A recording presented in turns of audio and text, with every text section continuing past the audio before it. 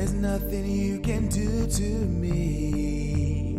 You've inflicted all the pain that you ever will, and now I don't wanna see your face. Every second I think about you, it's time that I waste.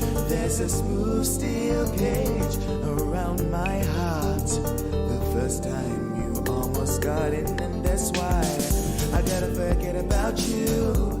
Gotta leave you far behind. Gotta keep moving forward, girl. I've got a smooth steel cage wrapped around my heart. It's not made of stone that can be weathered away. Let go as only still can be. There's no emotion to see, and it's all because of you. I don't wanna be your lover. I don't wanna be your friend. Don't wanna be undercover. I'm so glad this is the end, girl. You don't need to understand that all you cause me is pain. All you care about is yourself. I don't wanna go through that again.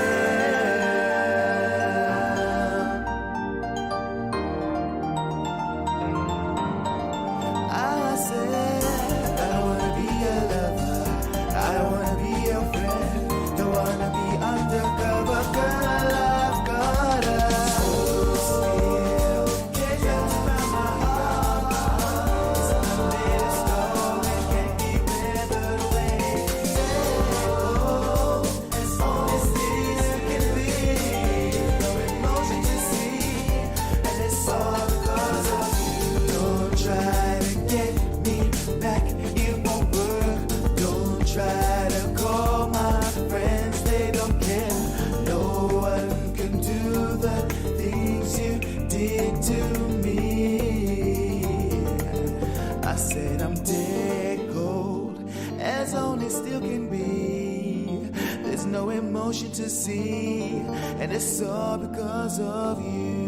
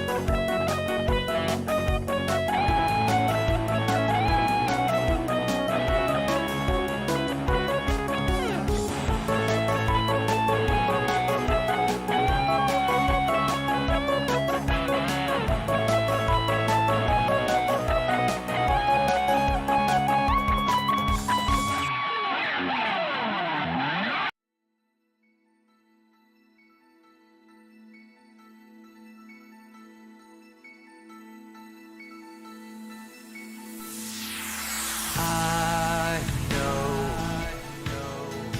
this is our world to keep, to make it what we choose to. What do you choose this world to be?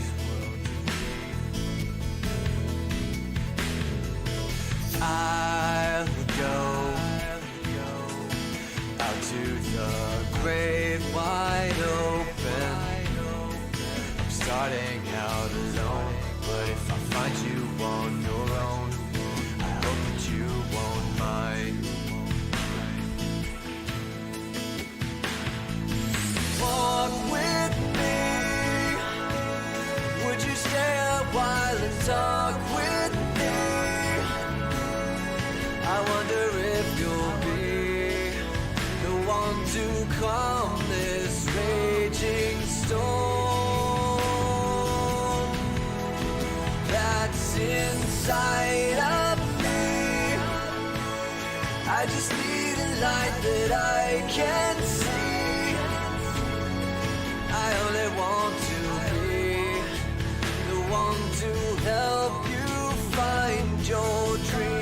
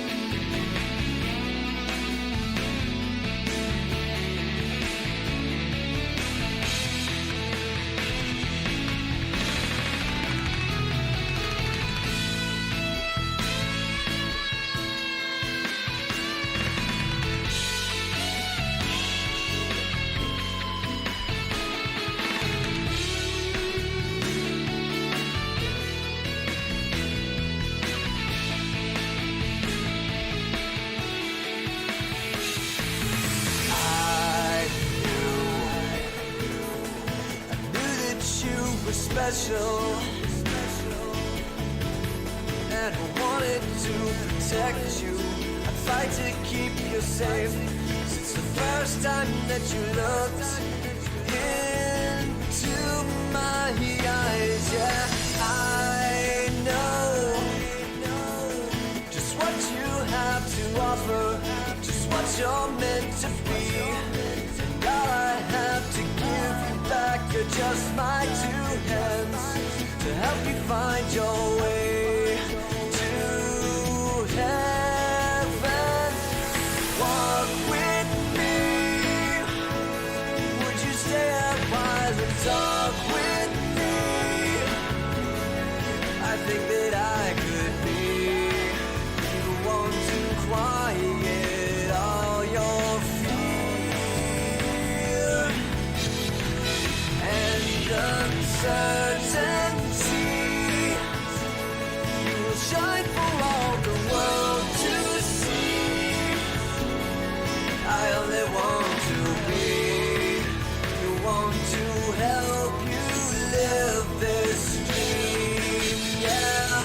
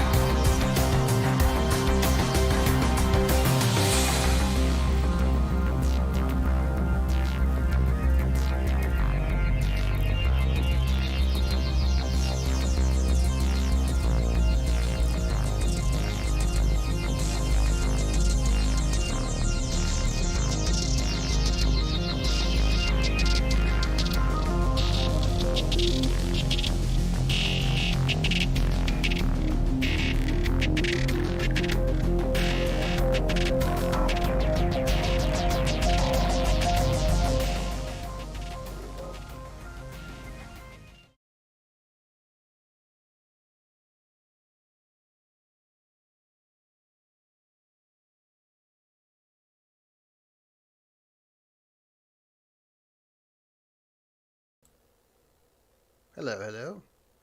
Hello, everyone. I just realized there's no music in this scene. Oh, wait, yeah, there is. Okay. I think there's music? Let's see. Sorry if there's any no music happening right now. I see the mic, but I don't see the unhide all. No? Okay. All right. Well, we're just gonna have to run with this. All right. Well, if you hear music or not, you know, hey, my bad.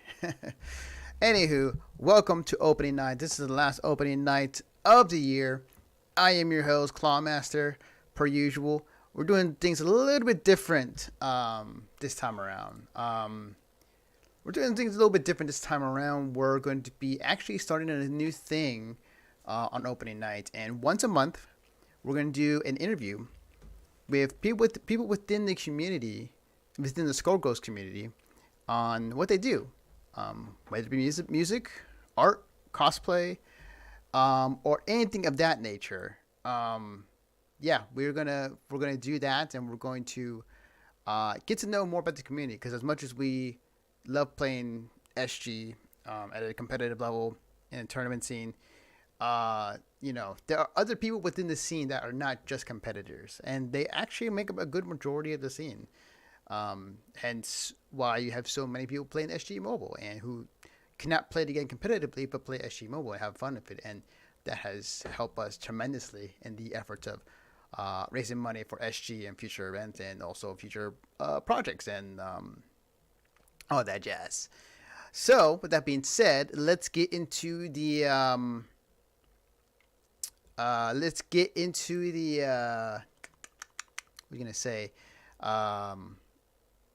Let's get into the little ad reads here, little self thing intros or per se.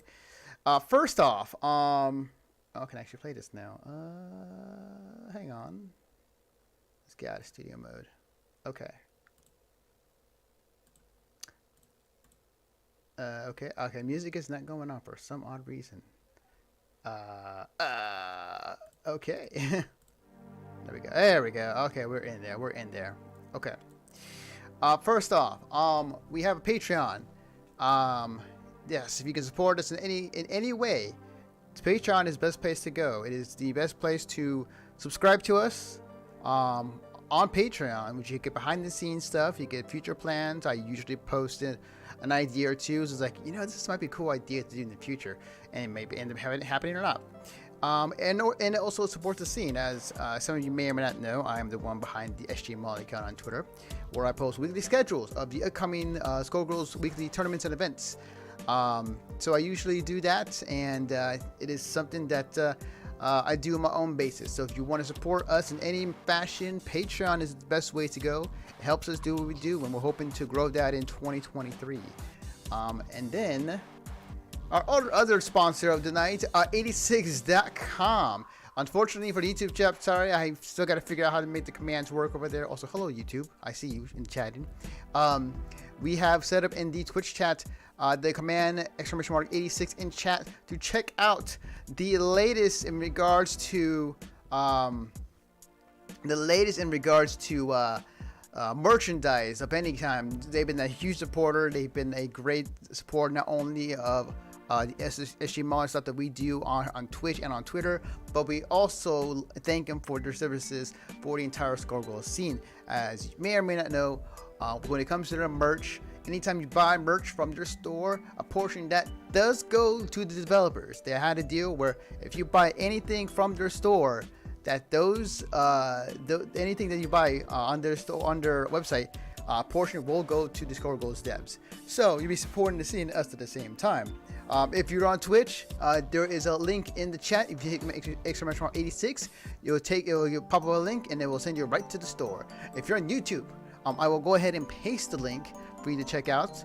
And I believe they are having a sale right now. So if you want to check out what's going on over there, please use our link. And if you happen to have any chance, please tell 86 thank you, and you guys are awesome. And I believe that is all of the things that before we get into the main enchilada. I will say though, before we get into the interview, the way this is gonna work, and I'll set this up real quick actually. While we are gonna do an interview tonight, I'm going ahead and create this lobby. While we are doing an interview tonight, oops, no private slots. Where is it now? Streaming. Okay. While we are doing an interview tonight, I was gonna say we are gonna have a lobby set up for people to play in, so we have something in the background. So in the case that we running out of things to say, me and my interviewer is like, oh, let's look at what's happening behind us and see the bust ass that's happening between the players. So yeah, we'll be having a lobby up. I will post that lobby link in the Twitch and YouTube channel. So if you want to get into the action, by all means, go for it. We'll have it up behind us while we talk and interview. And then one last thing before we get into it, thanks to Cloud-Ninja, he did give us permission, and we are going to play the EP that he gave us of his latest Skulltune, which we will premiere, showcase tonight after our interview. So if you want to stick around and get to know the man who created music, but also listen to the actual EP, hang around until around the end of the stream, and you'll be able to hear that. But until then, I'm gonna set a lobby real quick. So give me a minute here to set that up, and I'll go ahead and. All right. So if you're in Twitch chat, hit ! lobby, and you will be able to get into the lobby. I'll post this in the YouTube channel. If you're on YouTube, copy and paste that link into your browser. It will launch. Your game if you have it open, Skullgirls retail version, into the lobby where other people will play. So right now the lobby is open, and all right, let me go ahead and get ready for our interview. All right. So, let me see. Give me 1 second here. I forgot to add one thing, so buy you a little bit more time here. I'll actually cancel. Finish my dinner. That's all right. Just join us whenever you can. So give me 1 second here. I'm just gonna do one other thing. Music. Okay. All right. Gonna put music down at hopefully a good level. Oops. Wrong dial. Okay. Hopefully that music is a pretty good level. If you are in chat, let me know. How do I sound? How does the music sound? Are we in a good level? Or do I need to adjust more? So let me know before we invite our guest in for the interview. As you can see behind us, it is set up. It is ready to go. Again, thank you for joining me for tonight. Again, this is the last opening night stream for this year. After which I will be doing the weekly schedules for Tuesday, but after which I will be on break for 2 weeks for SG Molly duties, just so I can have my holiday break or not to get burnt out, because that's something I don't want to do. Don't want to get burnt out when it comes to the things I work on for the scene. But yeah, again, let me know. How's it sound? Are we good? Let me know. People in Twitch chat, people in YouTube chat, let me know how the audio is sounding between the music and through the audio of my microphone. But if I'm getting no what do you call it, complaints, and I will assume that everything sounds good. All right. So, with that being said, let's get our man on the scene. Hey. Oh. Give me 1 second here.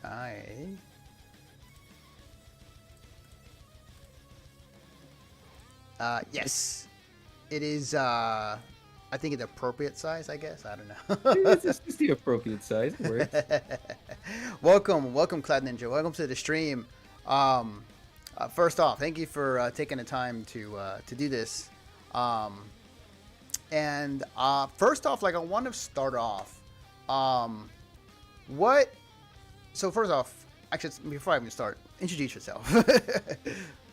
Okay, I'll do that. So, for the people that's in here, I'm your boy Cloud Ninja. I'm a Skullgirls player, low key kind of mid, but I kind of do some work. But I'm mostly EDM producer. That is like the main thing I'm doing. Gotcha. That's kind of Gotcha. Okay.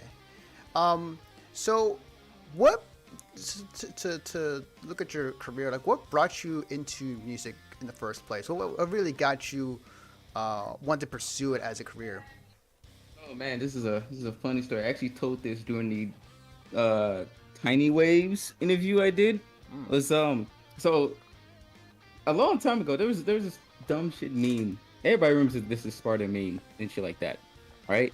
And me being the 12, 13-year-old kid who was very impressionable, saw it and it was like, wow, this is very cool. This totally not music thing is very cool. I want to do something like this. But being the broke kid I was, I had to kind of settle with using audio software to like mishmash things together.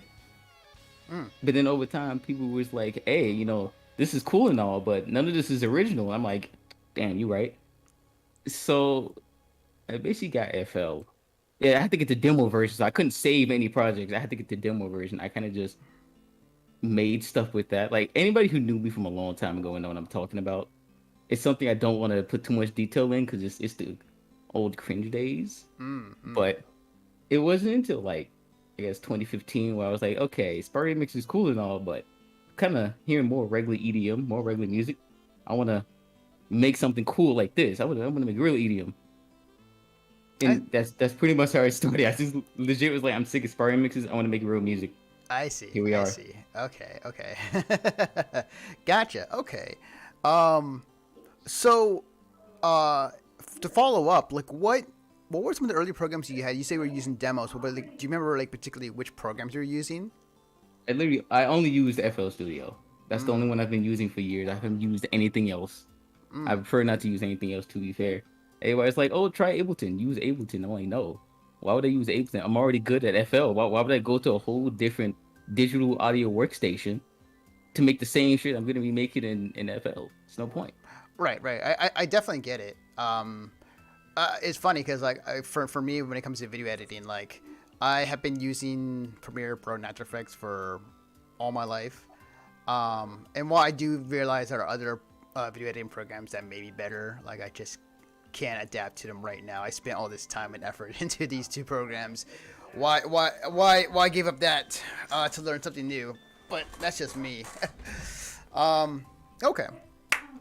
So you start music. You start editing EDM, and you start to look at particular musics that you want to create with FL. What were your inspirations? Like what any particular artists that you like really like listening to? What were some of the things that kind of keep you going when it comes to your own work? If you're saying like specific artists, there is way too many to name that it'd take all day on the stream. I guess the main ones I'll name out was an artist named Nitrofun. And well, to be fair, most of Monster Cat anyways, but like Nitrofun, AU5 is a good one. Water Flame, the Fat Rat were ones that like really got me inspired to do EDM, but the ones that got me into like the more dubstep house game was like AU5 and Nitrofun, because I'm like, yo, this is some mystical shit right here. I want to do this. I became mid at dubstep, but I still love to do it. I see. Okay. But any particular artist you say you follow a lot. Can you name like recent ones you've been following or listening to? I guess the most recent one I've been like gassing up nonstop on Twitter has been this artist named Ellipse. Dude just makes the most amazing classic style of dubstep in the modern times. Because currently the dubstep scene is mostly like rhythm or what's fucking genre called, or tear out. And obviously it's a genre I don't really make, and a lot of people don't prefer to listen to in my circles. And I'm like, okay, I'm getting kind of sick of hearing, kick, clap, 1/8 note, whatever rhythm is. Then I found Ellipse by accident. I'm like, hold on a minute. Wait, this guy's kind of crazy. I like this stuff. This gave me nostalgia of like the old days of dubstep, the old Skrillex days, but like after Skrillex, I guess. I see. Gotcha. Okay. Cool. So you were, I mean, I've been around the Skullgirls scene for a long time. I'm still considered probably like one of the old OG people that's been around for quite some time. So funny. When I was thinking about like, you know, you and how you came onto the scene, like I want to guess like you came on like 2 years ago, maybe. Yeah, like early 2021, I believe. I see, 2021. So my question is, what got you into the Skullgirl scene? Oh man, this is one of my favorite stories to tell. So what got me into Skullgirls is solely for the sake that when I was in high school, and I don't even know if he's watching the stream chat, not here, but my homeboy Kobe, my real life friend, ended up showing me Skullgirls back when it was like really new, around like 2016. And I was like, wow, this game is pretty cool. But at the time, I was a filthy Smash player, so I had zero fundamentals, and I didn't want to play the traditional fighters. I wanted to play my funny Nintendo platform fighter, because you know I was obviously doing locals and stuff for it, so I wasn't doing bad in it. But it was like, yeah, this is my game, and everything else is cool and all, but I wouldn't want to go to it. Mm-hmm. So, you know, Smash Ultimate came out. I did that, and as you know from all the controversy it had, it started to take a toll on me. After a while, I was like, okay, locals aren't fun. Everyone's an elitist. There were so many sexual allegations. I feel comfortable just looking at half these players. And I'm like, okay, I can't do Smash anymore. I'm getting sick of this. What's another game I can get into that's pretty good? I want another competitive fighting game to get into. So it was a list of like, I think Guilty Gear at the time, Guilty Gear Xrd. There was Tekken. There was to go back to Street Fighter 5, and then there was Skullgirls. Those are the 4 that was on my list. Luckily, Skullgirls ended up going on sale right after my birthday.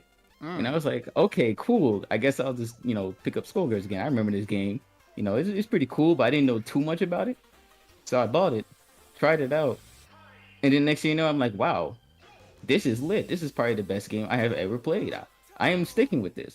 But this is back when I was still new. So I was, you know, still getting destroyed. I didn't play any trials or tutorials. So I'm getting my ass kicked online. I'm like, yeah, I balance out Skullgirls and Smash, you know. Smash to keep my ego, and then Skullgirls because, you know, whenever Smash pisses me off within like 5 minutes, I have another game to go to. Then I sucked it up and actually played the tutorials and learned how the game worked, and then like ended up meeting this player named Mr. Ajax, who basically kicked my ass until I learned how to deal with it. And I was like, okay, wait, the game is way more lit than I expected. And I started improving kind of quick, and next thing you know, I can't find my Switch anymore because I don't use it. And then Skullgirls just became my game. Wow. Crazy. Okay, so, so you came from the Smash background into SG. Have you had experience with other fighters before, or Smash like your main fighter for the longest time? For a short time, in high school, I was doing a lot of Street Fighter 5 after Smash 4 kind of fell off. I was really big on Street Fighter 5, but I didn't really take it seriously. I only really played it with like the homies. Whenever we go out to like, you know, a big friend group hangout, that's when I would play Street Fighter. But I never really like thought to go to locals or anything for it. Most because, you know, I was in high school and I was poor, and I didn't know what the locals were, and I was poor. So there wasn't much else I could do with that. It was fun though. Okay. In regards to because I'm not trying to date myself here. I'm pretty sure I will at some point during the interview. Out of curiosity, when you pick up Skullgirls in 2021, how old were you? Just out of curiosity. I was 21. Oh, okay. Well, that still makes me old. Understandable. Okay. All right. Cool. So Also, I apologize if there's like a lot of noise in the background. Then I requesting to turn down like TV and stuff, but they're not going to. It's fine. I'm pretty sure the noise is muffled out with the music I have in the background anyway, so it's all good. Okay, that's fair. That's good. Yeah. Okay. So at what point, you know, you've been in the scene for a bit, you're playing the game, you're loving the game, and at what point do you just say, like, you know, hey, there's no one in SG scene space that's creating music. Like, let me do this. Let me show the scene what I can do. Like, what kind of initiated that for you? Oh man, it's actually a little bit different than where you expected. So the whole thing started off because I think this was the summer of 2021. I was kind of getting burnt out of music for a little bit. I was kind of like a low state. Not to get, too much into that, but I was like, okay, I'm not really enjoying a lot of the new songs I'm making. Even, some of my few collabs, I wasn't really enjoying them. And at the time, and there was one thing people knew about me back then, a long time ago, which anybody who really knows me was in my server would get like a whiplash from hearing this. I used to do like a lot more Pokemon fan songs or Pokemon remixes. Okay. I was a huge fan of Glitch XC. That's another like massive inspiration of mine. I don't know why I forgot to mention her. I feel disrespectful for not doing that. But I used to do that, but that had a whole fallout. But I still enjoyed making fan music because it was it was my way of making fan art without having to learn to draw and not having to like learn a new skill. Right. So at one point I was like, okay, whatever made like a track of Skullgirls, right? I had no other ideas. I was like, this would be kind of funny, make Skull Heart. This would be kind of funny. I didn't have any other things to do, so there we go. The summer I had something to do. I made it, commissioned the art from Xerxes, and put it out. I was like, you know what? This is probably gonna do mediocre like all my other like original songs do, because I'm still a smart producer with like zero marketing skills. And they ended up doing pretty well. They ended up getting attention. I'm like, okay, interesting. I got some attention. Nice. I guess I'll make like a sequel, I feel like making another one. I need an excuse to make some color base, and well, there's a character that gives me a color base vibe, and that was, Annie, and that was the girl with the stars. And for the sake they know, I was an Annie main when she came out. And it was my love letter to like thank you for carrying me throughout quick play. Nice. So I ended up making Girl with the Stars, and that one it did well. And I was like, you know what? A light bulb appealed in my head. It's like, what? Let's make this entire series. Why not keep going? Why stop here? If I'm getting success from this, why stop? I'm gonna keep going. So I ended up making like the other ones you've seen, like Treading Waters and Sawstruck and all that. And I was like, okay. Yeah, this is becoming like my main thing. Everyone's knowing me mostly from this, and this is getting me where I want to be with music. So I guess I'll do this. This is my thing now. Nice. It started off as a little small joke, little side project, and then became the main project everyone knows me by. And I'm like, I don't know if that's a good or bad thing. I'll take it. Look. So I will say this, like the biggest or the things that we kind of view as a experiment or joke are often ends up like this becomes a much bigger thing than we thought. Just look at Fukuwa. It was a joke character, but they made them real, and I hate it for it. she was a shit post, and next thing you know, she just became a real character that I totally do not use in all of my tournaments. Totally doesn't carry me in quick play. Don't worry, guys. She's not bottom 2, by the way. Let's not talk about that. Okay. I just wanted to make that little joke. But yeah, no, like it's funny how that works out. I remember seeing some of the stuff that you put out. I totally it was on Twitter. I'm pretty sure it's on Twitter, and I was just like, oh, this is cool. I'm gonna retweet it. It also happens to be where the SG Molly account was. I forgot like if it was like blowing up at the time or if it was getting much more traction at the time, but like I saw that and it's like, you know what? I didn't reach out to you. It's like, I want to see, because I saw you tweet out that you want to become like the Skullgirls equivalent of God, what's the artist? Tombstone. Yeah, and I would love to see that.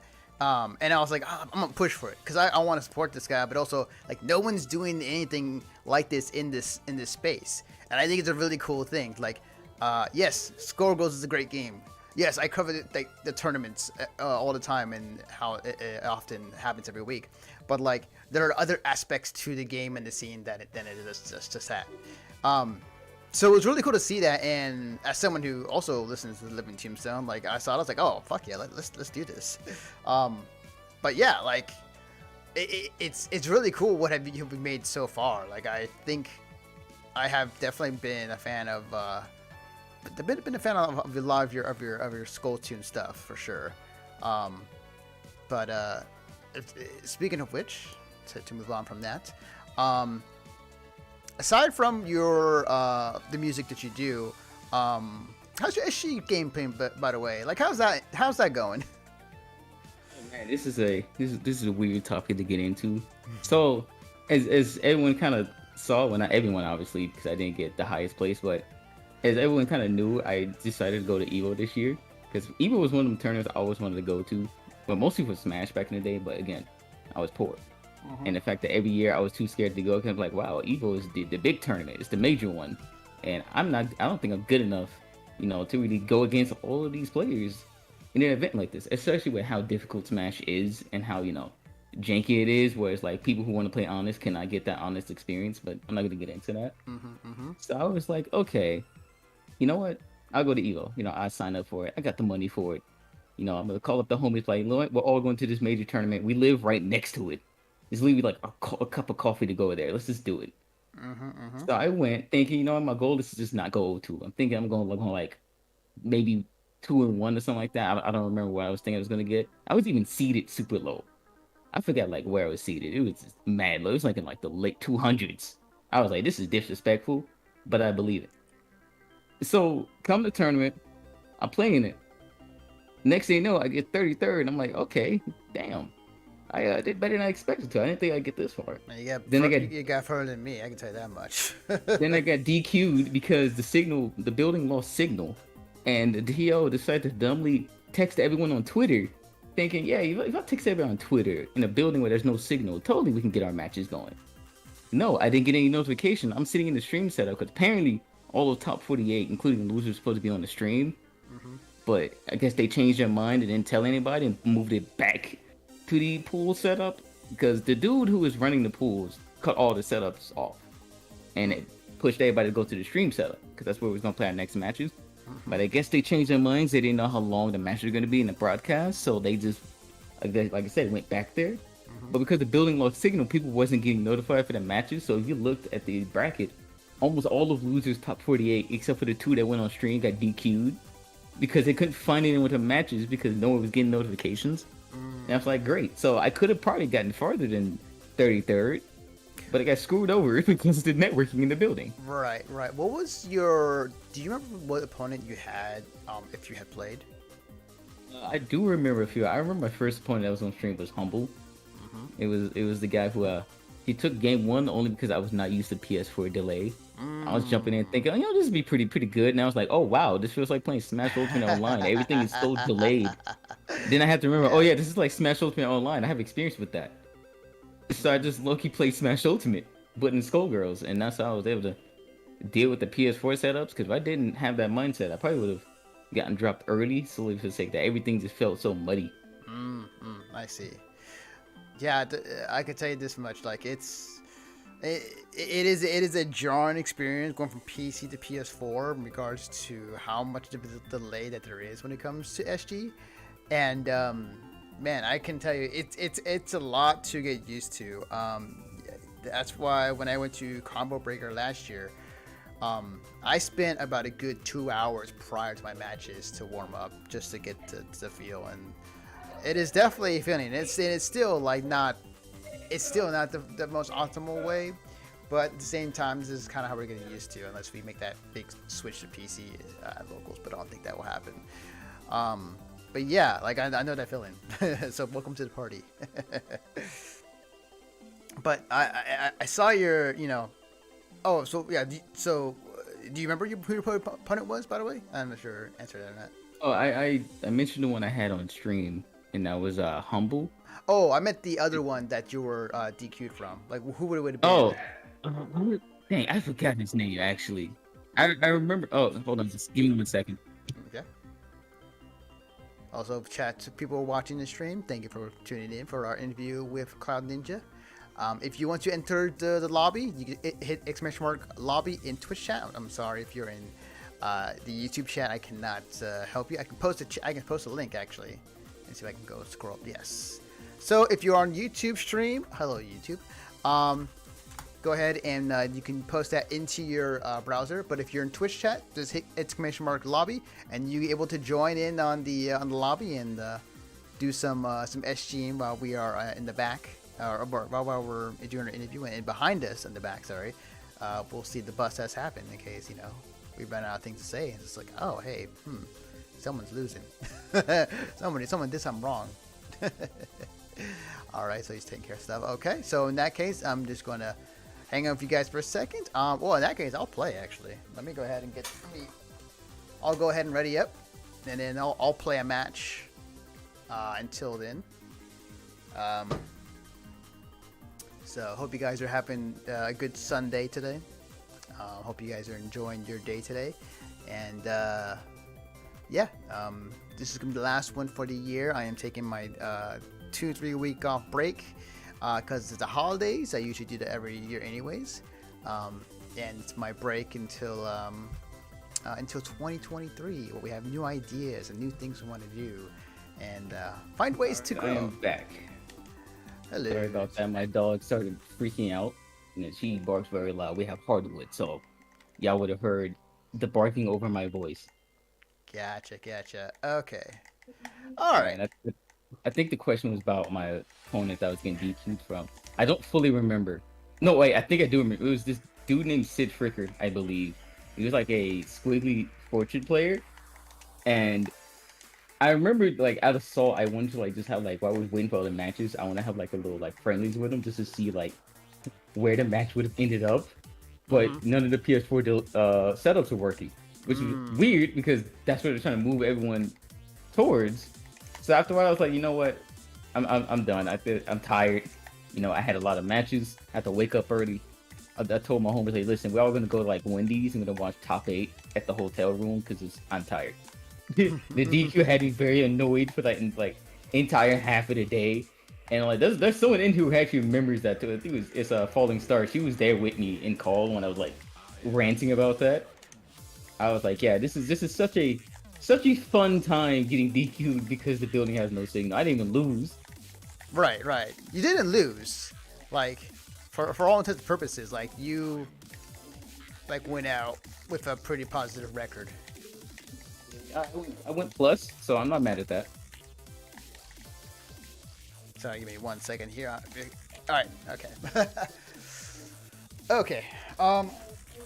Yeah. No. I think like for your first Evo experience, like that's good, but also at the same time, like, if there was any way to come out, it's like, hey, I won my matches and I didn't really lose out per se, so that's still something to take away from. But also, hey, your Evo experience, like when it comes to playing your matches, is still something that's cool to take away regardless, because it is the biggest stage, it is the biggest event of the year, and we're, you know, all with FGC comes together and celebrate fighting games in every way. So yeah, no, it's definitely a cool thing to have. Okay, so any things you planning to work on or get better at in your in SG per se, and then also music? In terms of Skullgirls, I probably would. Oh, give me 1 second. All right, can do. That's all right. All Cass? right, there we go. I should be back. All right, cool. I'm trying to deal with the whole like noise in the background because it's louder on my end than it probably is for y'all, but I'm gonna have to just suck it up and deal with it. Nah, it's fine. I believe the question was improving in Skullgirls and the music. Okay, now I remember. In terms of like Skullgirls, I think the only thing I really want to improve on is just the ability to just not go 2. That's kind of it. Okay, yeah. Because I'm actually really bad at the B grade tournaments. For some odd reason, I can't do well in them. I guess because like everyone's more tight knit, so the matches are a lot harder. But it's like it's very hard for me to go far in it because every time I think, okay, first match, it's someone that's like a veteran, played more hours than me, it's just well known in the scene. I'm just getting like bopped and everything. Occasionally, I have like those lucky times where I kind of like get through bracket, but it's like, wow, I'm terrible at this. I don't exactly fully know what I want to improve on, because at the moment I'm kind of playing it more casually until Combo Breaker in the next Evo, focus on music and all that. So right now is literally just not losing. Okay, gotcha. Also, to be fair, like, Be Great still a very good but very hard tournament to go far in. And as far as, I have never won a Be Great, and I've been playing this game for a very long time. I came close once or twice. But like, no, like it is in general when it comes to Skullgirls, but I guess in general when it comes to any fighting game to be good at, it takes a very long time. And it's just consistency and just, you know, keeping grind to the stone, but how quickly you adapt to, you know, the neutral and everything.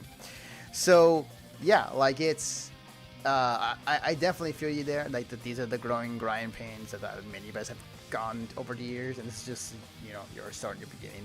But I wouldn't let it get to you for sure. In terms of your music, like what do you think you need to improve on?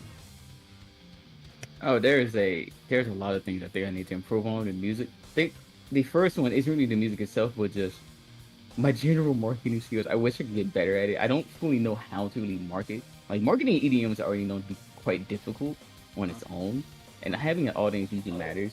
Like the other more famous thing is always like making the more popular genre. Like right now in the dubstep scene, it's mostly like rhythm and terror and all that, and I don't really want to make rhythm and terror. I'll occasionally do, and even with one of the songs on Reminiscence, it is like a rhythm type song, but it's not the genre I really like them mainly make. So marketing is like the main thing I want to improve on. Just so it's like, hey, more people can hear me, more labels will pick me up, but you know, the current social media algorithm is not very kind. In terms of like the music itself, I guess it's just like stuff like mixing and being able to like make better chords and melodies, I guess. Like this is part of just like the artist side of me being hard on myself, thinking it's like I compare myself to like bigger artists or artists I'm into, and it's like, wow, their melodies and sound design and all that's so crazy, and here mine sound super scrunkly and very mid-tasting, and then as everyone's like, oh no, these are great, and it's like I don't know if it's just me or it's just like what's going on here. Because I do want to have better like sound design. Like one of the reasons I don't make a lot of like dubstep is because of the fact that I can't make like the cool dubstep growls that everyone likes to make. I'm saying like, all right, I'm gonna make something, and it just sounds so weak. That's why like a lot of times, if you've seen this on my Twitter, a lot of times I'm like, you know, just use samples for it. Don't, you know, overuse the samples. Don't use them raw. But it's like there's reasons that samples are made is literally just to make life like this easy.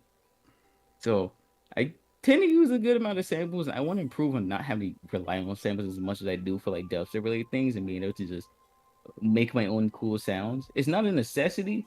It's just something I want to do. I want to sound cool. I want to be like the AU5, but like, okay, I can't say that because no one could be AU5, but you know what I mean. Right, definitely. But it's the artist in us, honestly. Like we have this curse. It's always like, oh, someone can look at your artwork or your music and it's like, oh, this is great, but like in the back of your mind, it's just like, no, there's so many mistakes on this. You don't know. It's gonna be just like that with when Reminiscence gets showcased. There's like, because the thing with Reminiscence is that the songs are 100% finished. They're just at that stage where like I can play it out in shows, but they're not like Spotify already. So, you know, I'm probably super hard on myself with some of them because it's like, wow, this could have been so much better mixed. Though, like, wow, this could be fixed, blah blah blah. But when they come out, they'll sound a lot better, hopefully, or probably the same if I'm not like tired. Right. Yeah. I feel like as artists, like it is something that I feel like we have to take the time to like look back or look at the stuff we do and like actually appreciate it for what it is. I know for us, like when we create something, it's always on to the next thing and what can we do to make it better. And it's always hard to look at something that we've done in the past. But I definitely feel like, you know, with your music, I think that validation really speaks when it comes to how much traction has gotten on Twitter and on YouTube, especially that the Squiggly Skulltune you did like reach over 1,000 views recently, which is super cool. That's super awesome. It definitely comes to like just we have to appreciate what we do, and people need to tell us over and over again, "You're good, don't worry." So no, I know that pain. I know that pain all too well. But speaking of which, when it comes to your music and the things you've been doing within the scene, what are some future projects or goals you want to do for your music career? Like any particular ideas you have in mind in regards to future? I'm not sure if you can tell us now or you can hint us, but like any future ideas you want to do in the future when it comes to be it more Skulltunes or any other music you want to do? Actually, I can tell you quite a bit. Mostly because, you know, I don't, you know, this is not to sound me, like, I don't think this, so far the viewership in the stream is, like, massive enough where, like, I can get in trouble with NDAs. But, which I don't sign NDAs right now. But I can tell quite a bit. I think the main things too is that like when it comes to Skulltunes, there's a reason why at one point Twitter I was kind of putting out. I was like, yeah, there's gonna be a lot of them in 2023. It's because I've been kind of like cranking up a bunch of concepts and work in progress, and then like pausing them. So when the next year come around, I'll have like way more to put out than this year. Because this year I only had like I think maybe 3, including like the Rum Remix co-had made, solely because I got burnt out from it, and making Skulltunes is quite difficult.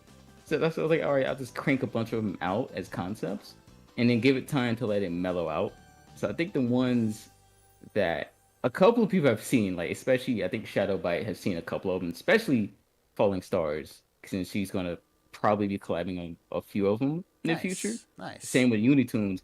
So one big one that's being released is the one with Beowulf that's already started, and is a collab with Kai Kennedy himself. I have been waiting for this. Like I've kind of been just like eyeing like the hints from you and Kai. I'm like, oh man, I can't wait. I can't wait for this one. Yeah, that one's probably gonna end up taking maybe the longest. Solely for the sake that there's more going to it. Like both me and Kai are busy, and even though he worked on a couple of things, I haven't gotten sent a lot of files yet. Both because he's busy, I'm busy with the new job and all that. So it's like, okay, that's fine. Another one that's being worked on right now is in concept phase is a sequel to Starstruck. But instead of being super heavy, this one's like the opposite end of the spectrum, which I guess is more towards Carol than it is towards Penguin themselves. I do have like all the reference songs listed out, which I can send you in your DMs a little bit later on because I don't want to spoil that just yet. Right. But we have that one. Obviously, Philia, that's literally being shown tonight, and that's going to be released probably next week. I think the other one is Eliza's finally got a melody made. Ooh, nothing else. Just literally just a single melody. It's like, you know what, this sounds like. Let me keep this. Knowing me, I'm probably gonna end up scrapping and changing it to something else. But I do know Eliza's is being worked on. Umbrellas is basically another Necro Symphonic, which is probably like the big release, the more grand one that I had already worked on. I already sent it a couple of friends to play it out in shows if they want to. I don't know if they, if they played it out yet because I haven't been attending shows because I was in an accelerated class for a little bit. Right. But I do know that one is a big thing that a couple of friends was excited about. And so far, I think that's it. I don't think there's anyone else I'm really starting on yet besides the one I just mentioned. In terms of like non-Skulltune stuff, I do have a lot of collabs in 2023. Like, why there's not a lot of like people in the EDM scene that's in the stream right now, so a lot of people who I'm talking about, but I have like collabs with Code being made, the one who worked on I'm gonna brain him right now. The opera singing, the one who did the mixing for the opera singing. I'm having collabs with him that's being made for 2023. I got a lot with Duzzle coming, which is obvious. Everybody knows we collab pretty often. I also have, the Expedition album, but it's probably my debut album that I might send to a couple of labels. Okay. Don't know if it'll get on major labels, so I'm banking on someone like maybe Disciple, or if my luck is on my side, like Monster Cat taking the album, but pretty sure Monster Cat's not gonna take it. I'm way too damn small. Right. And I think another collab, which I don't fully know if I'm allowed to talk about it, even though there was nothing we said, I'm not, but I could probably mention here that Glitch X City, an artist that I've like been a huge fan of and talked about a lot, which I'm pretty sure a few people might recognize. I have a collab with her and Duzzle that's in concept phase. It hasn't really gone too far yet, but it has been started, and that's probably like going to be my biggest release of the year when it gets finished. So it's like I got a lot of stuff going on for next year. Right now, I'm like, I just want to get Reminiscence done, and I'm not going to touch the doll for like the next 2 weeks of December. The moment January hits, I'm going to be in like FL all day if I'm not at work. Understandable. I know the feeling. Wow, that's cool. It's really awesome. So 2023 is shaping up to be, not only are you going to be making a lot of Skulltunes, but it looks like a lot of collabs will be happening next year for you. Yep. Oh, and since I'm pretty sure he's still in here, and like shout out to good old Shadowbite, we got some collabs going. Can't wait for him to finish his EP. Y'all gonna love it. Trust me. The story is so fucking cool. Y'all gonna love his EP. Nice.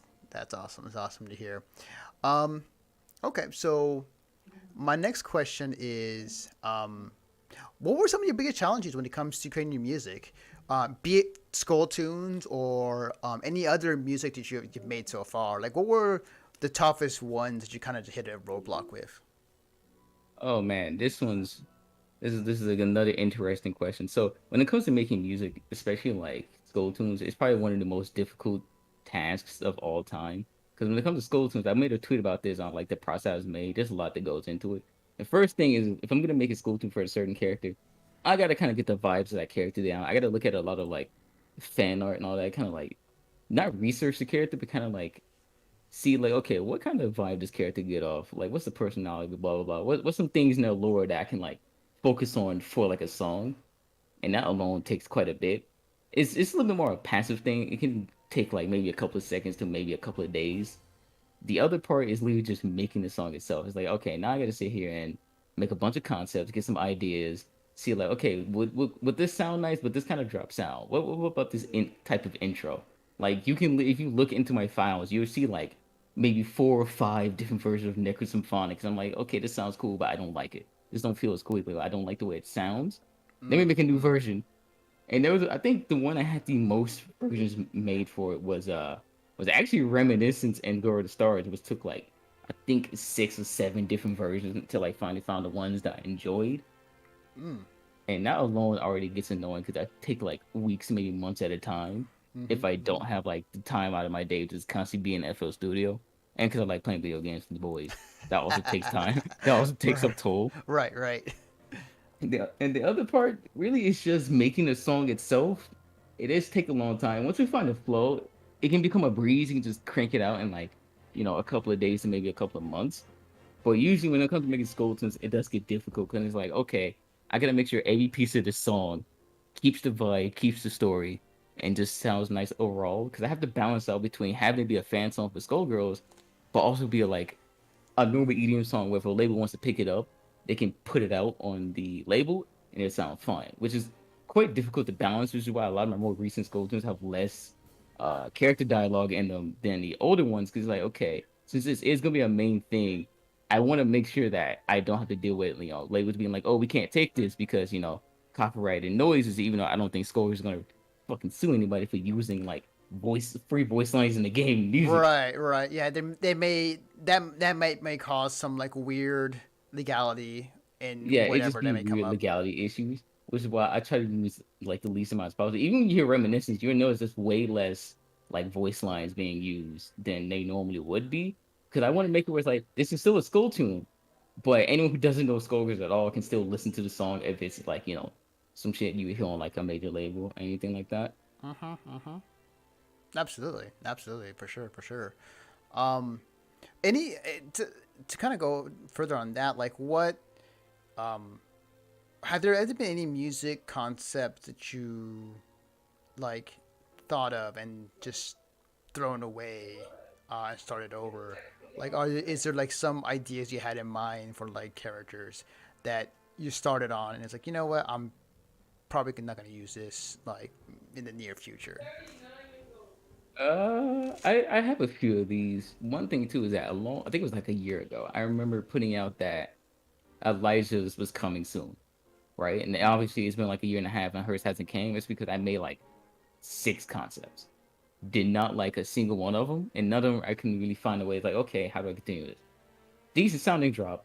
How am I going to continue this? And after a while, I'll get annoyed by it and just not continue it. And I think another one is like Beowulf also had this. Like the old version of Beowulf Skulltunes will be a lot different. And it's gonna have a little bit less grand than the new one is. That one had I think 2 concepts where I gave it up because it's like, okay, I'm not good at the genre I want to make for this. Because with the original one, I wanted to make more like hard style, more like hard festival club type music for it. Because I was like, okay, Beowulf was a hype type of dude. I need to make something hype. And I was very bad at making those genres because I'm a very melodic and mellow guy. Right. So I was like, okay, this is not good. This doesn't sound nice. I'm going to work on this later. And I think these 2 actually played out during a Shimoski festival. Was Fangs and the original version of Reminiscence was played out during one of my sets at the Shimoski festival. Geomancy and the original fucking Reminiscence, which actually featured Unitunes at the time, because when the song was originally gonna have vocals. But I ended up having to pause because lost my job, had to find a new one. That started taking like an IT class and didn't have a lot of time to work on them. I was like, okay, I don't have much inspiration to finish Geomancy, and I'm probably gonna make a better version of this one anyway. This one sounds nice, but I do want a version that's a lot better. When it came to Reminiscence, I didn't enjoy the version I had anymore. Because after a certain point, it's like, okay, how am I gonna write vocals for this? There was someone who did write lyrics for it already. It was Musenheim, I remember. But we ended up having like a little bit of an issue trying to get the vocals themselves made. And then, the singer ended up having to go back to college, didn't have time. And I went back to basically college, didn't have time. It was like, okay, the song is not going to be a thing anymore. We're going to have to just make a new version of it, which I'll probably tell the story of how the current Reminiscence is being made in a little bit. But that's pretty much the ones that got like scrapped early on. But are currently being remade, hopefully. Gotcha. Okay. So you were talking about your research when it comes to looking into each character before you make an next Skulltune. What is the process for you? Like, do you play the single player portion of SG? Do you go into the SG Discord in the lore section and ask around, but like, hey, tell me about Carol's background? I actually do a little bit less than you think. Usually what I do is I look at a lot of fan art. That actually helps out a lot, which is the reason why a lot of Skulltunes sound, I guess, in certain people's eyes, sound a little OOC, a little out of character in certain aspects. So I do rely more on fan art than I'm doing like the canon. Canon's already loose anyway, and my dog is losing her mind. Don't know why. Hopefully she's not too loud. But what was I saying? So, lost my train of thought. This dog distracting me. Listen, guys, we're gonna have a dog and make sure that she's the calm one. Don't get the hyperactive ones. Actually, get the hyperactive ones. When they have energy, it's more fun. But let me get back on topic. So, I remember. Okay, so I basically use a lot of fan art, and then I usually would ask around a little bit to a couple of friends who's like, okay, when you think of like this character, what do you hear? What do you imagine? Sometimes I even go on Twitter, and I remember doing this for the original Baby was going to like, okay, send me reference songs that sounds like this character. Send me things when you hear the song, you think of this character kind of thing. I do that a lot. I don't do it much on Twitter anymore because of the fact that I already got pretty much all the Skulltunes I'm gonna work on like made, but the process basically just artists. That's kind of just it. Like I can name a few that really get like the inspiration going. I know. Sealy Mel or Maya is a good one that like gets a couple of inspiration going. I don't know why I'm forgetting names somehow. There's some other ones. I'll probably like tag them on Twitter at some point after this stream and be like, hey, you're the reason Skulltunes is being made, be happy kind of thing. But just know like a lot of like artists and fan art kind of like gets the ideas going. And for the sake that I play the game 24/7, so it's also that. Gotcha. In your since you debuted Skulltunes, and other music you've done for the past year or two, what like is there anybody or anything in particular that kind of stood out to you in terms of like, I can't believe this person just shouted me out, or I can't believe this work is being recognized by such and such, like that moment of like, holy shit, like I'm being noticed by. I'm being noticed by Senpai, essentially. Yeah. This happens a lot. So I think the first one, which ironically enough, is when you first hit me up with when you wanted to use Girl in the Stars in the end of the year video. I was like, holy shit! I'm gonna have my song being used in like a Skullgirls related thing. That's crazy. I didn't even think I'd get this far. It was like the Plankton meme. It's like I don't know. I didn't think I'd get this far. Like I kind of made this, but I didn't know how far I could actually get. Right. So it was like a hype moment. It was like, oh, nice. My thing is being used. And I think the next one for this stream. Alright, my bad there. And I think the next one was when Nectar Symphonic came out. And like the Skullgirls main account itself just retweeted it. And it's like, yeah, it was just a simple little retweet, nothing else to it. But I was like, that's insane. Because I remember waking up one morning, it's like, why am I getting a stupid amount of notifications on Twitter? This is weird. What did I offend somebody? What did I do? What happened? And then I looked on and it's like, oh, it's Skullgirls themselves retweeted Nectar Symphonic. That's insane. And next thing you know, the notifications blew up for the next like 4 days, and I'm like, this is great. What do I do with this? How am I going to continue this trend? Because I'm kind of Nectar Symphonic took 3 months. It was a massive collab, which I want to get into the topic of Skulltunes and collabs in a second. But it was a massive collab, and it took a long time to make. How am I going to continue this 5 minutes of fame? Because I wanted to put out more Skulltunes before Evo to get like more relevance when Evo started, but as we already know, I couldn't really do that, so it kind of sucked. But yeah, that was the main moment of holy shit when you and the Skullgirls main account basically brought attention to the Skulltunes project. Which thank y'all so much because if it wasn't for y'all, I would not be able to make as many as I do because you know I don't really want to make a bunch of songs with this much effort and like get nothing out of it. Right, right. Yeah, definitely. No, no, like it was. Yeah, going back to our conversation in the DMs, like it was just like hearing what you want to do and be the living tombstone of the scene. I was like, yeah, let's go for it. And promptly, I was just like, all right, I'm gonna retweet everything this man does on Twitter, and if it's Skullgirls related or not or close to it. It's cool to see like.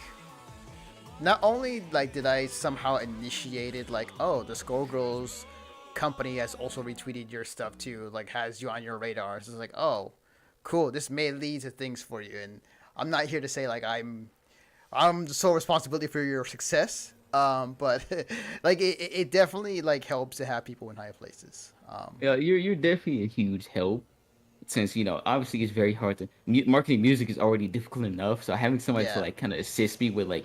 Being like, hey, I got a new song out of Skullgirls related, and then like having somebody like push it out for him, like with me, it's like okay, nice. It takes a little bit of load off having to market this because marketing Skulltunes for like the regular EDM scene is already incredibly difficult.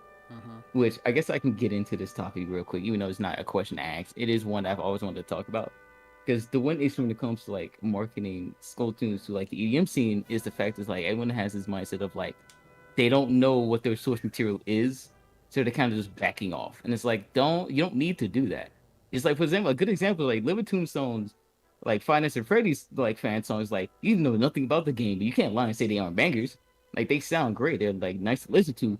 You don't need to know the source material to enjoy it. And that was the issue I've been like having in the EDM scene when it comes to Skulltunes, especially when it comes to getting collabs. Because there was like several people I remember where I was like, hey, I want to collab on this one. Like, for example, like the Fuku Skulltune, I was going to have like a collab on because it was going to be, little bit of a joke track. It's gonna have more like hard rhythm style. And again, I'm bad at rhythm.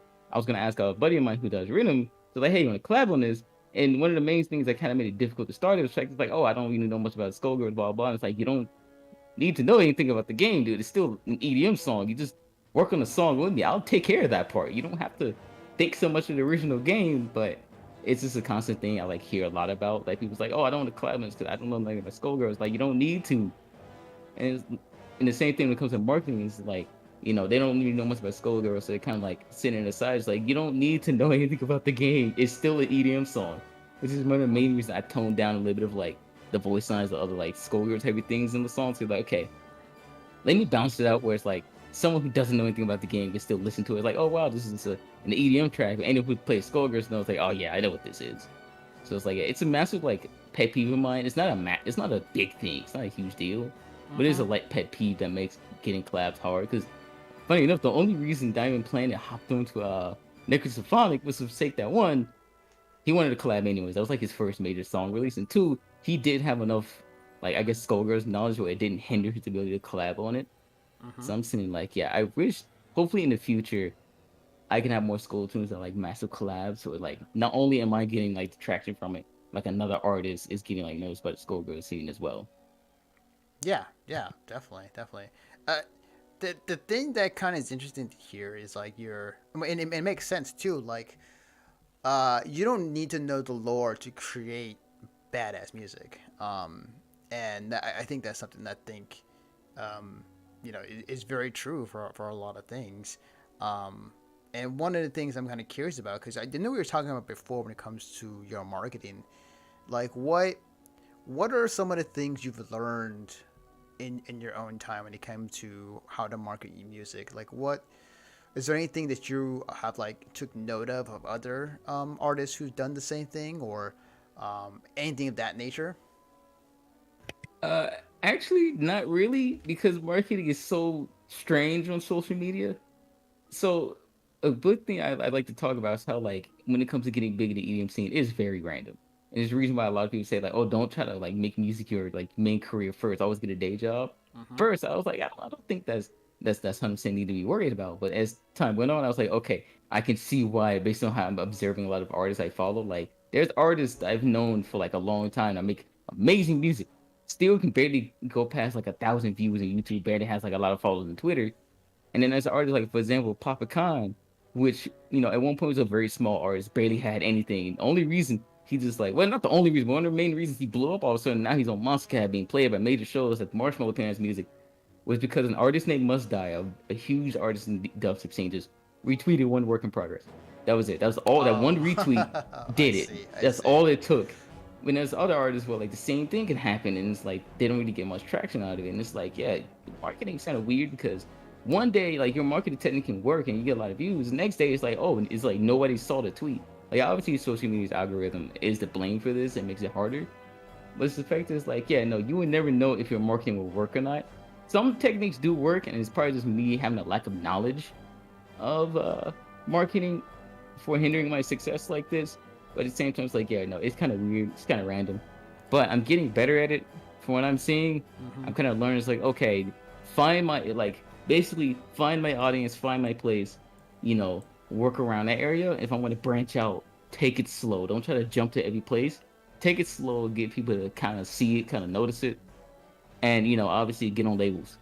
That's like 90% of how you're going to get big in like the EDM scene. Just get on the label.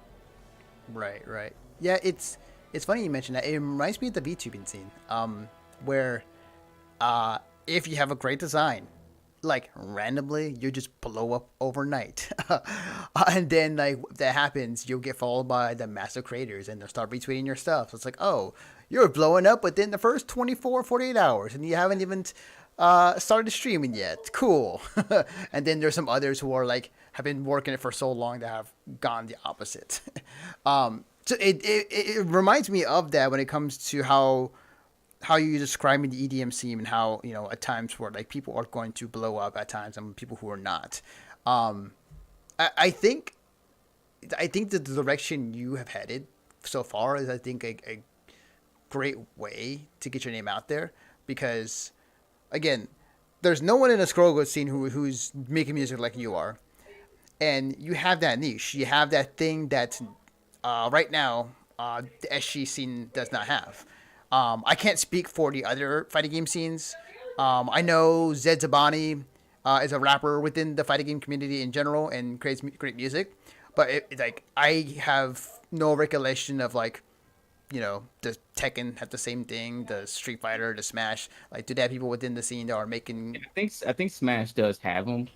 I don't fully know because it's been a while since I've seen anything Smash related. But like, I think Smash does have it based on how big it is. I would imagine so. But in terms of my knowledge, like I don't know off the top of my head. And maybe it's because I'm not really in depth in those scenes to know or realize. But you created a niche that I think is great, and definitely as far as long as Skullgirls is relevant and alive, I think you'll be in a pretty good spot for a long time, myself included. So I definitely get what you're going with that. One of the things I wanted to ask, because I know that I think you asked for my advice about before, but you recently pick up video editing with After Effects to create your own music videos, per se, when it comes to Skulltunes or anything else of that nature. How has that been so far?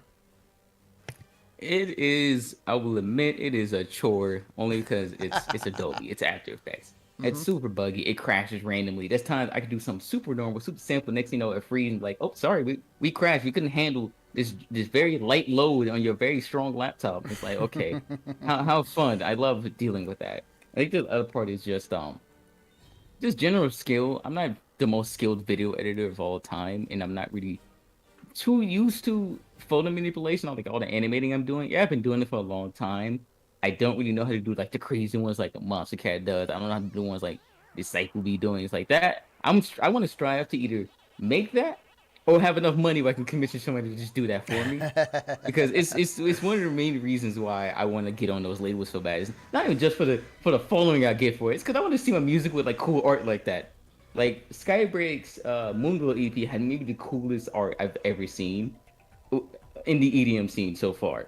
And the fact that the animation already looks sick and like going off when the drop hits, having its own special animation. Like I want to have this. I want this for my music. I want this for my albums.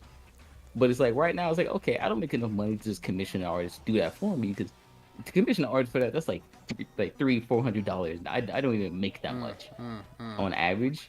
So I was like, okay, you know what? I could just do that myself while like commissioning artwork, getting the layers and like learning how to animate myself, which it's actually a really fun progress because like I can have more control over what it looks like, how I want it to look. But at the same time, it's very obvious. It was like, yeah, this person isn't like a pro at this. They're kind of new at it. So it's like, yeah, it takes a lot, but hopefully, as time's been going on, I can get better and learn more. Especially when I'm planning on doing actual like Skullgirls content that isn't music. Yeah. It is a fun thing to do. It's also, I know it's a long process. I've been using it for 7 years maybe at this point. And there are still new things that you are learning regards to After Effects and what it can do. Like After Effects can do like anything you want it to do, and it's awesome. But at the same time, like it is very hard at times to learn what you can do at certain times. But the good news about it is like whatever thing you want to do, like you look it up on YouTube and how to do it, and that's usually the best case for most things. So yeah, it just takes time, and it just take practice and just looking up tutorials.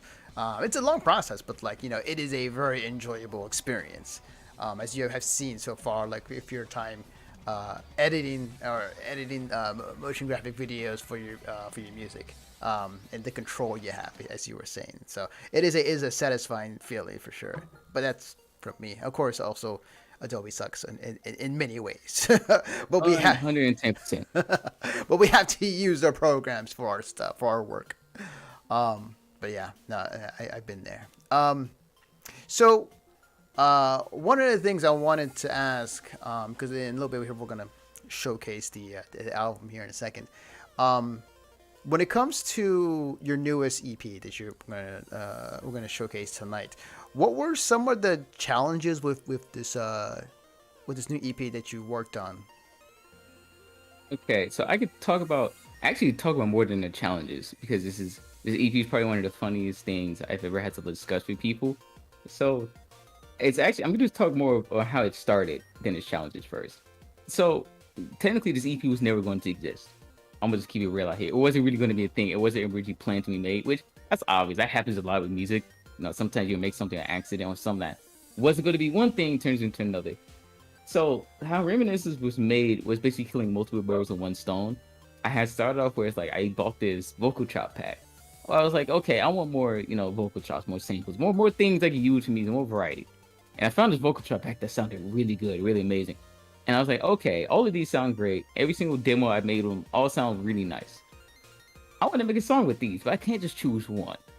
Another thing that came up was I made a rule where every year I have at least one EP out, which EPs are usually just 4 to 6 songs. They're just extended plays. I was like, okay, every year I have an EP that comes out, and this year I haven't even made one. Last year I had, The Hideout. The year before I had For Me. This year I don't have one. I want an EP to put out, especially since Expedition is a much bigger album now. It's not as small as it was back then, so that one's gonna take a longer time to make, and that's gonna be a bigger release.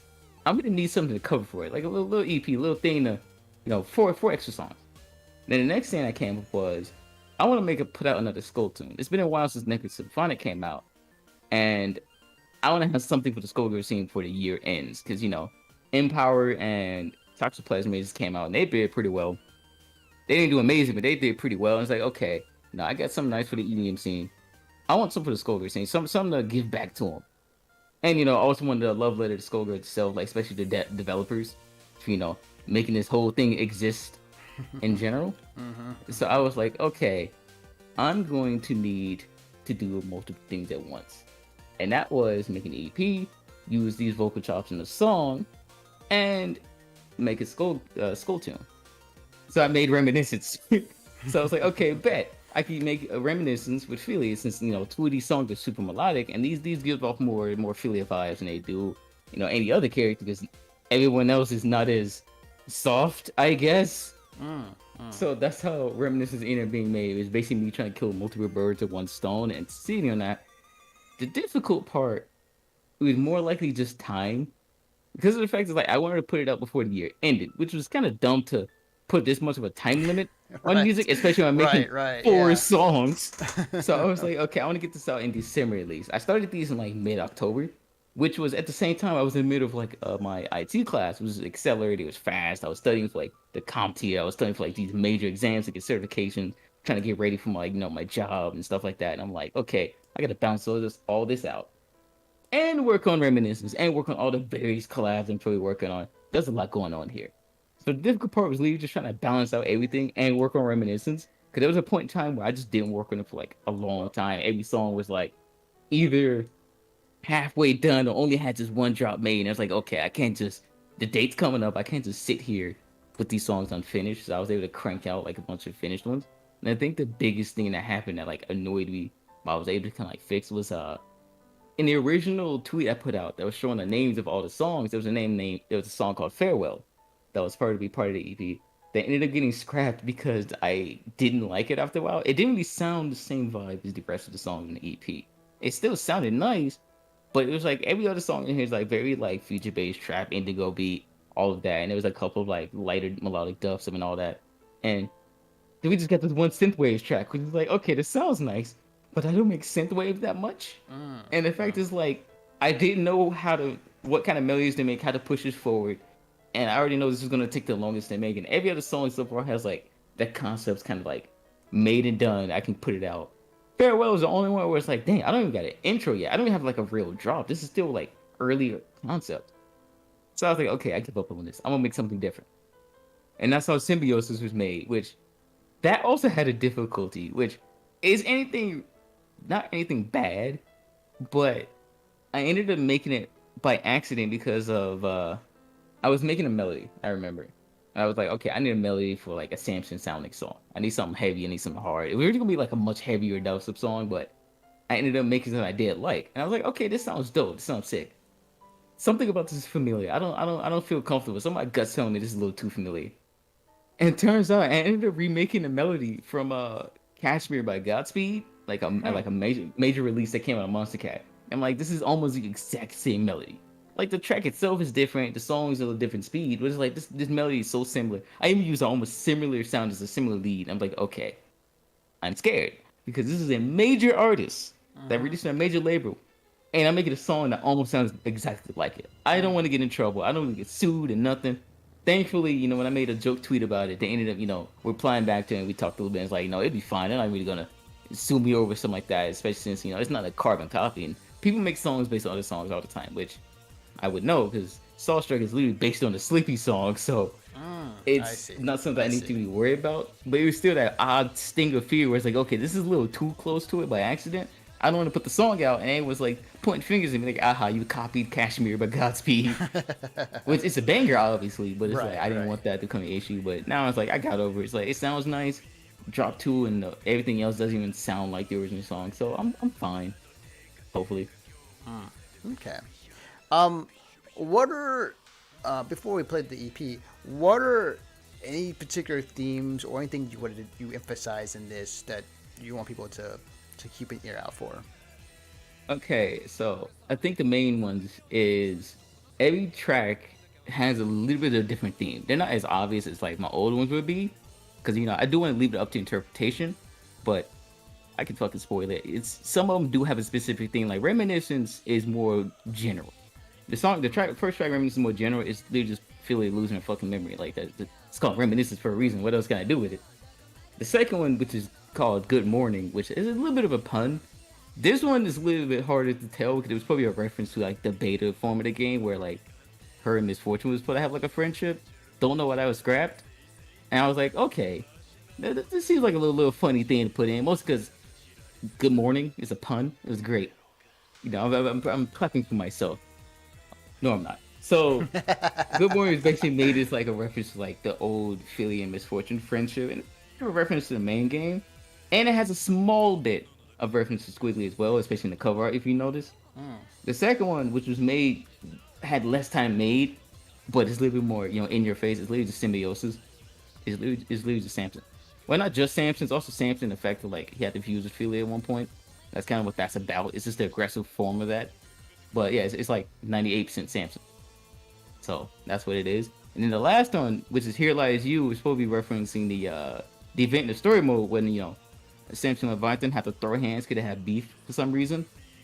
even though the song itself you hear it don't sound as battle heavy, it's meant to kind of balance out between like, hey, it's a fight song, but the two hosts are very much not fight heavy people. So it's balancing out the melodicness and still having it being, I guess, heavy, which is funny enough. Which Here Lies You is considered like a lot of people's favorite.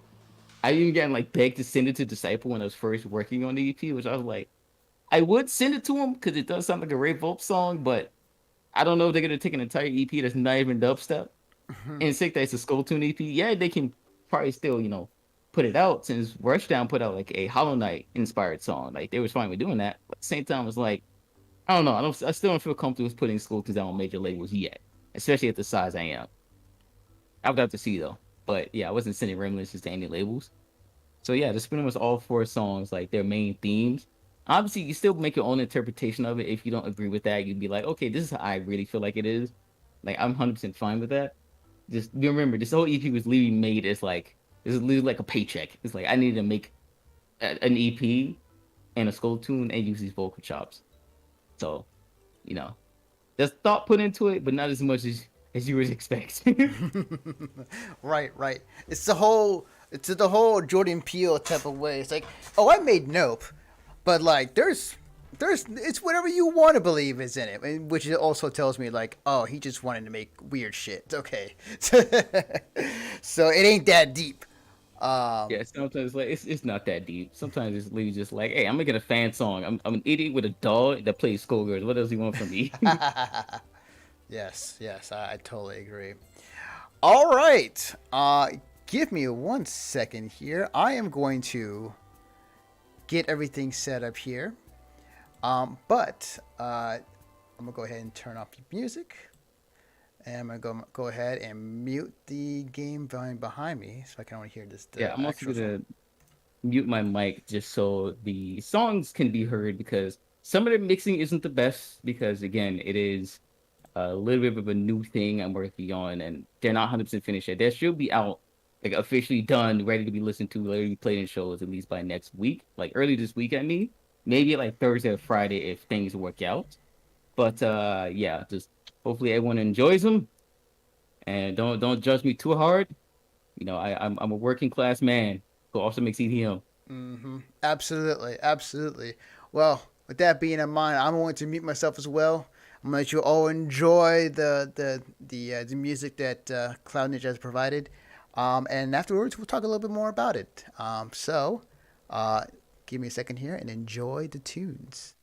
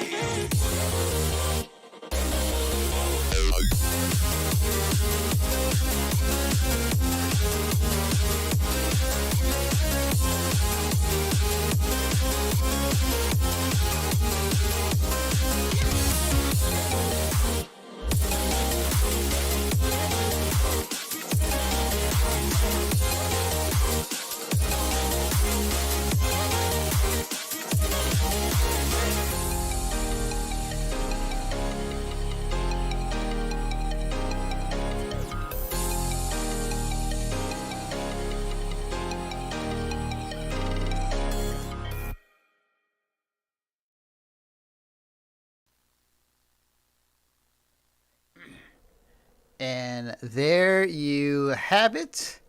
Awesome. Holy shit. It's a banger of an EP. Yeah, wow. Cloud Ninja, if you wanna come on, yeah, there we go. So, I mean, overall thoughts on it, like, do you like listening back to this now? Like, what's your overall thoughts on the EP? My own thoughts. You're asking? Yeah.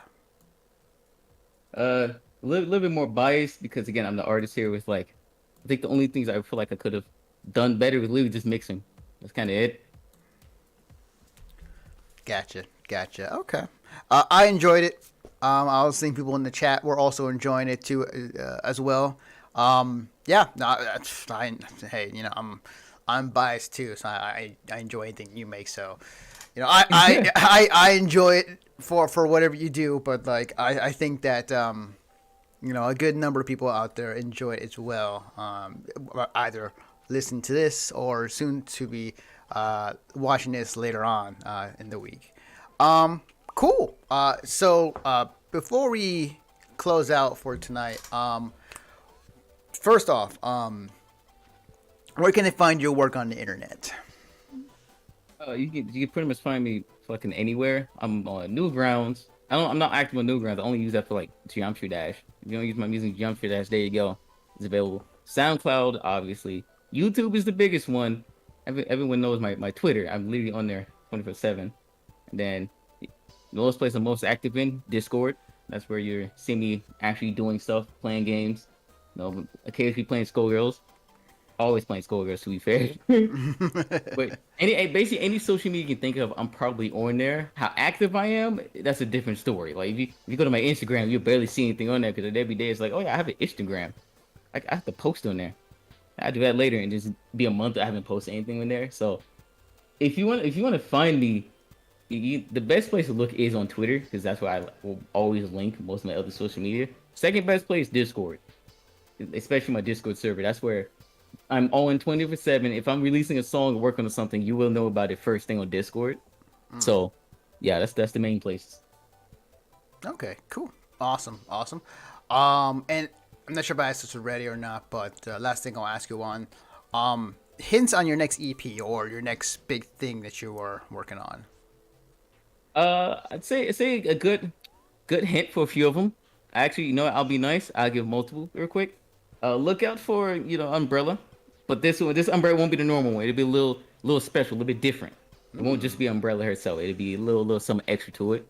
And be hyped for the Beowulf one. That one may take quite a minute, but it'll be worth it when it comes out. I might end up showcasing that one out at the next festival playing if I can get booked again.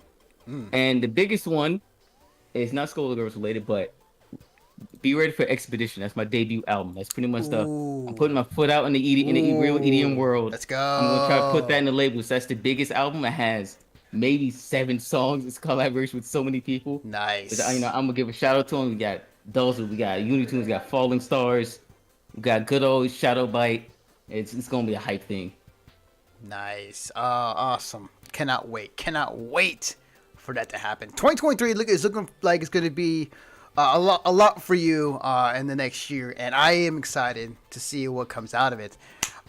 Thank you so much for joining me for tonight for this interview. You were the very first in our interview segments for this stream now for going in 2023. So thank you for being our first one to be part of it. Yeah, no problem. Also, just to say real quick, just remember I will be at the Combo Breaker 2023 and Evo 2023. So if you want to meet me and beat my ass in bracket, I'll be there. That's great to hear. All right. Well, with that being said, thank you, Cloud Ninja, for joining me tonight. I'm gonna say goodbye to the people in chat and send you all somewhere to go watch another SU Shimmer or anything of that nature. But again, thank you so much for joining me, Cloud Ninja. I will see you next time. All right, see you guys later. Please don't beat me up too much on Quick Play. All right. So that's going to do it for our interview. Thanks again for people who tuned in for tonight for this. This is the first time we are going into this new segment now for our streams. And it was cool. Like Cloud Ninja is definitely one of the people I really wanted to get on here and talk to. And look, this is more to come in 2023 of talking to other people within the community that make up Skullgirls. So yeah, we're going to end it on that. We're gonna actually beforehand, give me 1 second here. We're gonna do it the proper way. Hang on. All right. So let's go ahead and say thanks to all the lovely people who have followed this Twitch channel. We're gonna refresh the credits here and see if we got anybody else that might have joined in. Nobody else. That's fine. That's perfectly a-okay. As long as you guys are here to enjoy the music and everything, I'm perfectly fine with that. Shout outs again to the Twitch chat. Shout outs again to the people on YouTube who are watching this either live or later in the VOD. Shout outs to you guys. You guys are awesome. But yeah, I hope you guys enjoyed this interview. Now that we are doing that, we are going to go and raid somebody. So give me a second here. I'm gonna look around and see. Let me see what. Let me see what the what's happening. Let me go see. Let me go to categories. SG. Who is? Oh, we got a couple people. Okay, we got. Let's see, Cloud is stringing. Yeah, we can send you to Cloud. Let's do that. Let's send you to Cloud King. From one cloud to another cloud. Cloud Ninja, the Cloud King. And looks like Cloud King is going ahead and he is grinding away at some Eliza play right now. So if you want to learn some Eliza, definitely ask him questions. Alright, so let's go ahead and give him the raid. Alright guys, thank you so much for joining in. Again, this is the last opening night stream for this year. I will be taking my break after this Tuesday. So, sorry, all the new streams and everything for 2023 will happen and we'll let you know when it does. Until then, thank you for watching. I will see you guys next time.